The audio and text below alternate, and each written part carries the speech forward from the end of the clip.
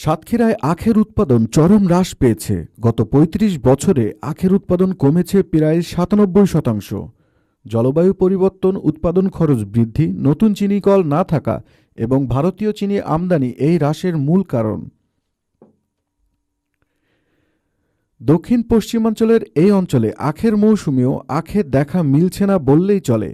১৯৯০ সালে সাতক্ষীরায় আখ চাষ হয়েছিল ৫,২৫০ হেক্টর জমিতে, যা কমে ২০০০ সালে ৩,৯৪৮ এবং ২০১০ সালে মাত্র ১৪০ হেক্টরে এসে এবং ২০২৬ সালে দাঁড়িয়ে মাত্র ১১৮ হেক্টরে।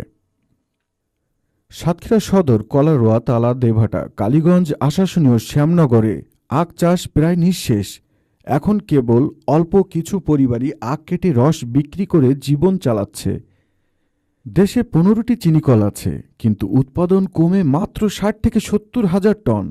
অপরিশোধিত চিনি আমদানি হচ্ছে বছরে প্রায় ২৩ লাখ টনেরও বেশি, যার মূল্য প্রায় ৭,০০০ কোটি টাকা। আমদানিকৃত চিনি বাজারে বিক্রি হলে দাম দাঁড়ায় প্রায় ১০,০০০ কোটি টাকা। তালা উপজেলার খলিশখালী গ্রামের সৈয়দ শেখ জানান, ৩০ থেকে ৩৫ বছর আখ চাষের পরও গত ১ যুগ ধরে তিনি চাষ বন্ধ করেছেন। বন্যা, সিডর, আয়লা, আমফান ও ঘূর্ণিঝড় ইয়াসের ক্ষতি, লবণাক্ততা এবং রোগবালাই আখ চাষের অনুকূলতা শেষ করে দিয়েছে। জেলা কৃষি সম্প্রসারণ অধিদপ্তরের উপপরিচালক মোহাম্মদ সাইফুল ইসলাম বলেন, আখ ১ বছর মেয়াদী হওয়ায় একই জমিতে ৩টি ফসল করা সম্ভব হয় না।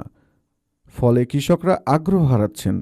তবে মাঠ পর্যায়ে কৃষি কর্মকর্তারা রোগ প্রতিকার ও চাষ প্রযুক্তি নিয়ে কৃষকদের পরামর্শ দিয়ে যাচ্ছেন। সাতক্ষীরায় আখ চাষ বাঁচাতে সময়মতো নীতি, সহায়তা ও আধুনিক প্রযুক্তির প্রয়োজন আরও বেশি বেড়ে গেছে।